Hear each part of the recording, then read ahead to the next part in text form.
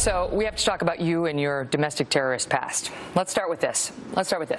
How many bombings are you responsible for? The Weather Underground, I think, took credit for just slightly over 20 in a period when there were 20,000 bombings in the United States against the war. And how about you personally?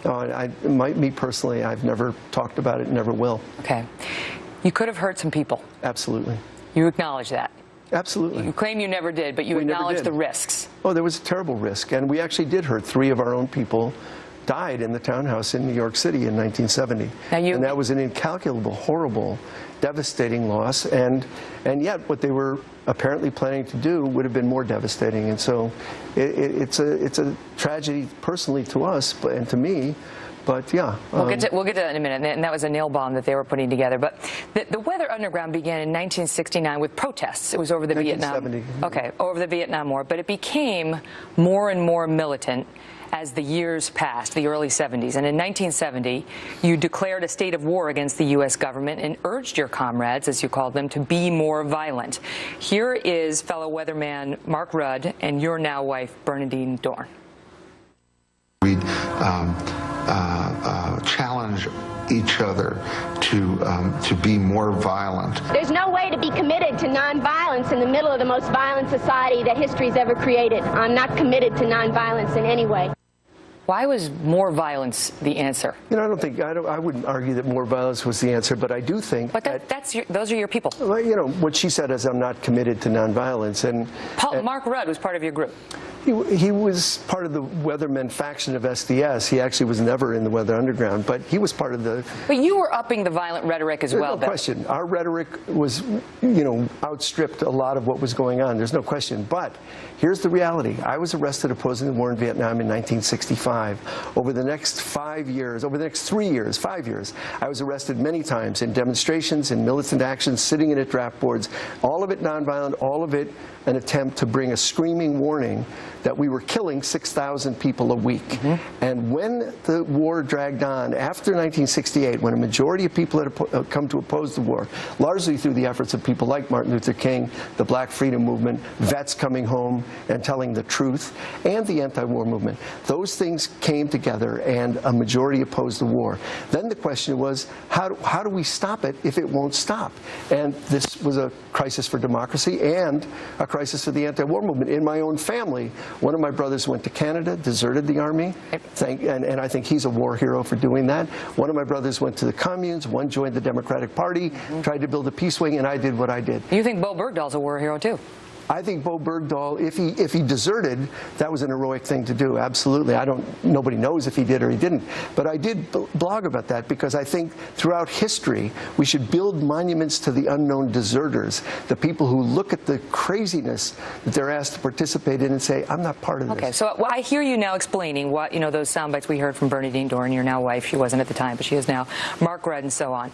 But to put it in context, as they and you and your group were calling for more violence, what we saw in February of 1970, February 16th, was San Francisco police officer Brian McDonnell, a 44-year-old father of 2 and husband, was killed when a bomb went off at his police station and 8 other police officers were injured in that blast. Now, your wife, Bernadine Dorn, has been accused of that crime. Do you deny it? Absolutely deny it.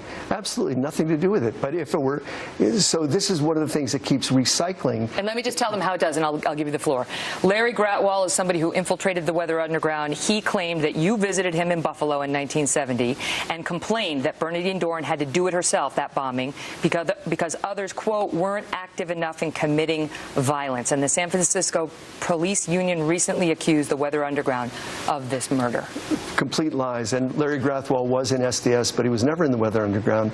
And I did know him. SDS was the precursor to SDS Weather was the student movement, exactly. And no, Larry Gratwall was lying, and the police union doesn't know what they're talking about.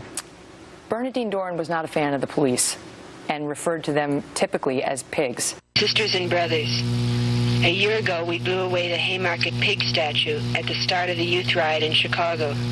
The head of the Police Sergeants Association called emotionally for all-out war between the pigs and us. We accepted. Last night we destroyed the pig again. It's 2.5 weeks since Fred Hampton was murdered by the pigs who own this city. Well, that was, again, the inflated rhetoric of the time. Yes, the Black Panthers did that. We did that. Yes. I mean, that sort of rhetoric is what sort of catches people's attention when she's calling them pigs and celebrating bad things happening to the police at the same time one gets murdered, and then you allegedly went and told Larry Graffwall she did it. Never happened. But look, it's true that the rhetoric was inflated. It's also true, you take a situation like Chicago today, the police are a violent, out-of-control enterprise in Chicago today. The shooting of unarmed people again and again, the stopping of people on the street, the endless arrests in the black community. Do you refer to them as pigs today? No, I don't, because I hang. No, not really. We hang out with them at the coffee shop and talk to them. But we disagree. When you look at the Chicago Police Department, which has been involved in torture, and this is documented, been involved in torture, which has freed people off death row in the last 5 years because of a systematic practice of torture and forced confessions and so on. And these police officers are, every one of them isn't guilty, but every one of them is part of the conspiracy of silence. Absolutely. 5 days after that San Francisco bombing that took the life of Officer Brian McDonnell, the Weather Underground bombed John Murtaugh's home. John Murtaugh was... That's also not true. It's not true? No, it's not true. Judge Murtaugh was a trial court judge in New York State who was hearing a case involving the Panther 21, and your group objected to the way he was handling that case, and well, you came out... supporting the Panther 21, there's no question. That's right, and then his home got firebombed in the middle of the night. He had a 9-year-old boy in there named John who has been very public about this bombing. In your book with Bernadine, you quote the Weather Underground communique, and you say as follows, and I'm quoting now, 2 weeks before the townhouse explosion, which is a different bomb, 4 members of this group had firebombed Judge Murtaugh's house in New York as an action to support the Panther 21, whose trial was just beginning. To many people, this was a very good action. Within that group, however, the feeling developed that because this action had not done anything to hurt the pigs materially, it wasn't very important. I didn't write that. It's in your book. Which book? It's your book with Bernadine. It's on the board right there. Who will put it? Racecourse. It's from one of your communiques. It's not my communique. That was an autonomous group. No, I think it was an autonomous group. I'm quite sure. No, it's your wife's. And not only that, but a former Weatherground member, Kathy Wilkinson, further offered her own recitation of what happened, and she claims that the Weather Underground, while she was in it, perpetrated that crime. She may have claimed it, but that's not true to my knowledge. So she wasn't telling the truth either. I don't think so. John Murtaugh also believes that you, the Weather Underground, perpetrated that crime, and he's been on Fox News a few times. When I was hosting an afternoon show, he came on and he said the following. I want to give you a chance to respond. You're a 9-year-old little boy asleep in your bed, and what happens?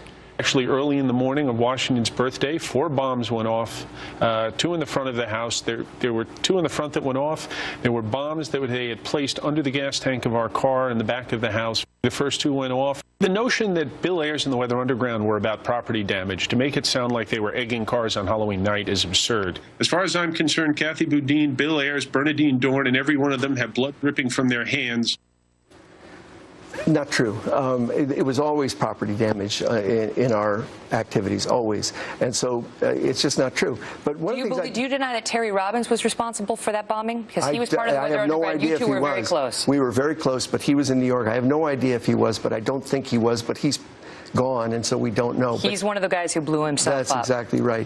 But, you know, one of the things I think is interesting about these activities of 40 years ago, I don't think it's bad to kind of stir through them and try to understand them. Well, you've written about them extensively. And I've written about them myself, absolutely. I don't think there's anything wrong with that. But I think it would be fair and balanced to also look at the violence that was and is going on, perpetrated by the government, by the official agencies and organs of the government. Well, let me just tell you what I hear when I hear that. I hear you saying, you sound like, with respect, Osama bin Laden.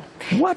In order to evaluate my actions, which have hurt a lot of people, all right? I know you deny it, but there's evidence. I deny There's it. evidence that the Weather Underground was involved in these situations. But when John Murtaugh says, for example, there's blood on your hands, what blood is he talking about? He's talking about the San Francisco police officer. Oh, he's talking about the 3 Weather Underground individuals who were killed. Right, but we had nothing to do with the San Francisco. That's what you claim. That's exactly But there, of course, is evidence to the contrary. He's talking about. He's talking about the Brinks armored car incident, where 2 police officers and a security guard. We were already above ground. All right, we'll get to that in a minute. But there is evidence of it, and there was a former member of the Weather Underground who came out and said this is murder. What you guys got to the point where you considered murder, and you acknowledged that yourself. It got to the point where the property damage wasn't good enough for you.